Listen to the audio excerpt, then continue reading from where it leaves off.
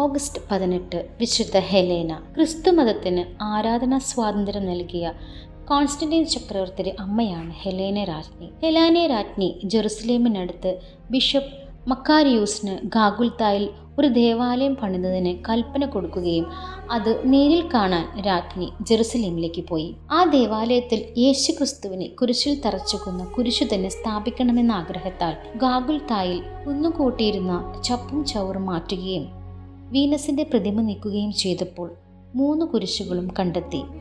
ഏതാണ് ഈശോയെ തറച്ച കുരിശെന്ന് മനസ്സിലാക്കാൻ ഈ കുരിശുകൾ ഒന്നൊന്നായി എടുത്ത് ഒരു രോഗിയായ സ്ത്രീയുടെ മേൽ സ്പർശിച്ചു നോക്കി.